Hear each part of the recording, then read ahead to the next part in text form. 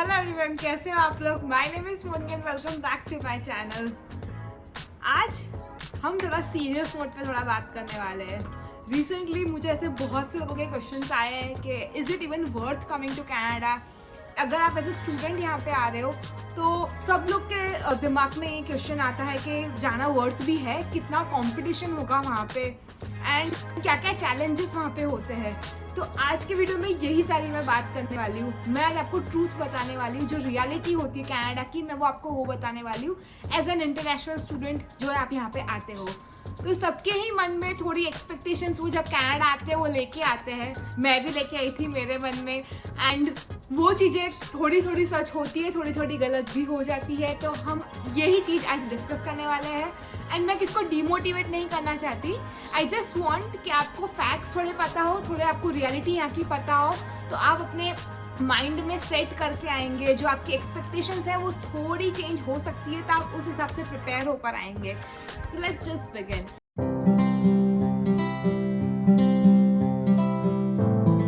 तो आज सबसे पहला टॉपिक जिस पर मेरे को बहुत आजकल थोड़े कंसर्न्स आ गए हैं लोगों के कि is it even safe in Canada any more. एक रिसेंटली एक इंडियन स्टूडेंट को शॉट डेड कर दिया था टोरंटो सबवे स्टेशन पे and it was really harsh and बहुत ख़राब हुआ था वो। बट वो सारे इंसिडेंट्स ऐसे एरिया में होते हैं जहाँ पॉपुलेशन बहुत ज़्यादा है एंड टोरंटो, जैसे टोरंटो डाउनटाउन की बात करें या फिर वैंकूवर जैसे जगह की बात करें जहाँ थोड़ा क्राइम रेट ज़्यादा है बिकॉज वहाँ की पॉपुलेशन भी ज़्यादा है और वहाँ पे बहुत सी कैटेगरी के लोग रहते हैं।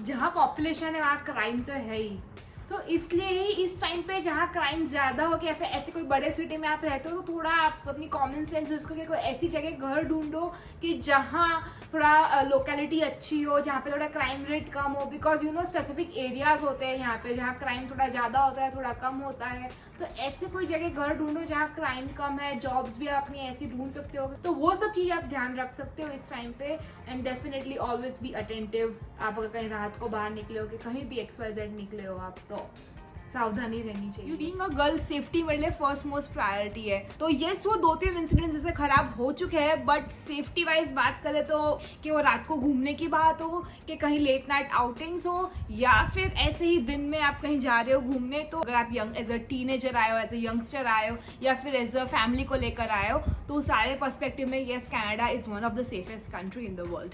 सावधान रहे, सतर्क रहे। अब बात करते हैं हसल के बारे में। सब लोग बहुत बोलते हैं कि कनाडा जाके बहुत हसल करना पड़ेगा या बहुत मेहनत करनी पड़ेगी एंड वो बात सही है, बहुत ज़्यादा मेहनत करनी पड़ती है। इनफैक्ट कोई बार तो यूल फील के कहाँ आ गए हैं यार ये, इतना इससे अच्छा तो हम लोग वहीं थे हमारे फैमिली के साथ। या फिर जैसे मैं इंडिया से आई हूँ तो मैं बहुत बार ऐसा सोचती थी कि यार कहाँ यहाँ पे आ गई, क्यों मैंने इंडिया में मेरी जॉब छोड़ के यहाँ पे चालू किया। But you know what, it's worth it. It's worth it when it comes to the outcomes that you get. So hustle तो definitely करनी पड़ेगी मेरे हिसाब से। there is no alternative to hard work. आपको हार्ड वर्क करना ही पड़ेगा अगर आपको लॉन्ग टर्म के लिए कनाडा में रहना है। तो doing all the stuff on your own is quite challenging. आप अपनी फैमिली से दूर अकेले सारा काम कर रहे हो, सारे घर के हाउस होल्ड चोर्स जैसे कि खाना बनाना, कुकिंग से लेके लॉन्ड्री से लेके खुद के बर्तन खुद धोना, वो सारे काम आपको ही करने पड़ेंगे and yes it can be very challenging.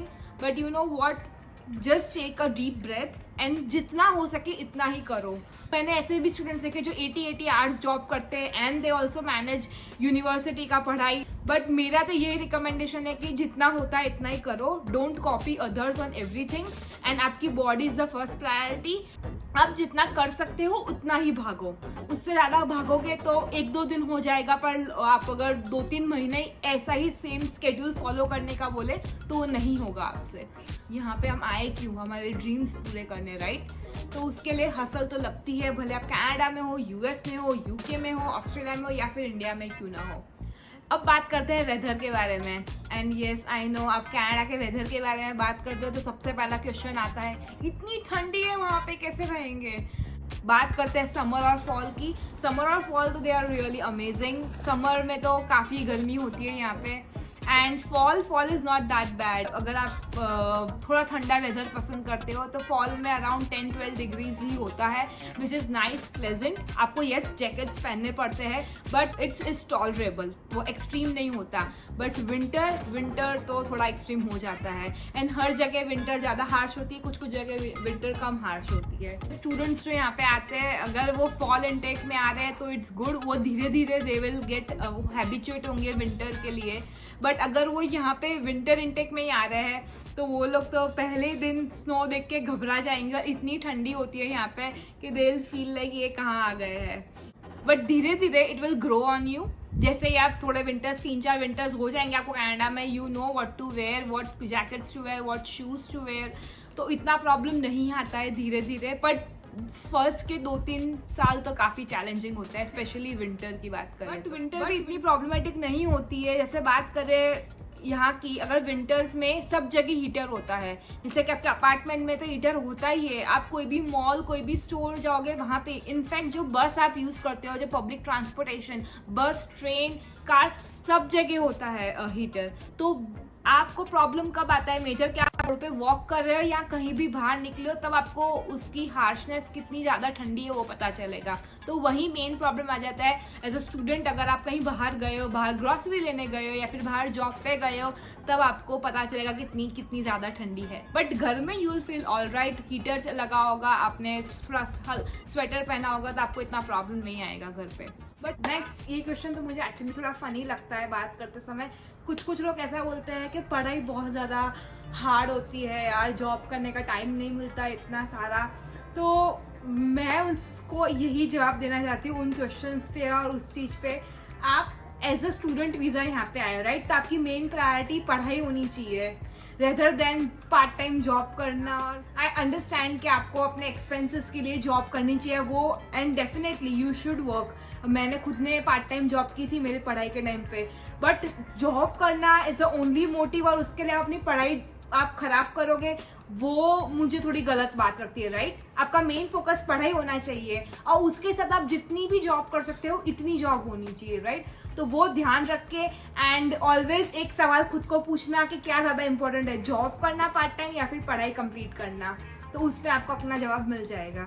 सब लोग को ये भी क्वेश्चन होता है कि क्या मैं पार्ट टाइम जॉब करूंगा तो मेरी फीस जो होती है ट्यूशन फीस वो निकल जाएगी नेक्स्ट सेम की, कितनी जॉब करनी सफिशिएंट रहती है फीस निकालने के लिए, एंड वगैरह वगैरह। ये जवाब देना चाहूंगी उस बात पे मैं कि अगर आप 20 आवर्स जॉब कर रहे हो पार्ट टाइम तो इट इज़ वेरी डिफिकल्ट कि आप अपनी पूरी फीस उससे भर सको। आप अपनी पार्शियल फीस भर सकोगे बिकॉज आफ्टर ऑल आपके एक्सपेंसेस भी यहाँ पे होते हैं। तो वो एक्सपेंसेस के अलावा अगर आप थोड़ी सेविंग्स करो तो आप पार्शियल फीस थोड़ी आप भर सकते हो आपकी ट्यूशन फीस की, बट एंटायर फीस सिर्फ 20 आवर्स काम करके तो वो तो पॉसिबल नहीं है। और सब लोग ऐसा बोलते राइट कि $20 $25 कमाऊंगा मैं, बट ऊबर करके या फिर स्किप करके, सब लोग ऐसा बहुत बोलते हैं, राइट? बट मेरे हिसाब से हर दिन सेम नहीं होता। कुछ दिन ऐसा आप $20 $25 पर आवर भी कमा लेते हो, बट अगर मैं एज अ बेसिक जॉब करूँ कि पार्ट टाइम कहीं आप कोई फास्ट फूड चेन में काम करते हो या फिर कोई नॉर्मल से रेस्टोरेंट में या फिर कोई कन्वीनियंस स्टोर पे काम करते हो, तो वहाँ पे आपको बेसिक पे ही मिलेगा जो हर प्रोविंस से हर प्रोविंस में अलग अलग होता है, जो $11 से लेके $15 तक होता है। तो अगर आप एज ऑन एन एवरेज $13 से $14 भी कमाओ तो भी आप महीने का $1000 कमा सकोगे यहाँ पे। और वो $1000 आप थोड़ा आपका एक्सपेंसेस निकालो। आप अगर बहुत सेविंग्स कर रहे हो, बहुत नॉमिनल खर्चे कर रहे हो, ज़्यादा बाहर नहीं घूम रहे हो, तो अगर आपने अपनी सेविंग्स करी थोड़ी उस टाइम पे प्रॉपर, तो आप महीने के $300-400 उनमें से बचा सकते हो।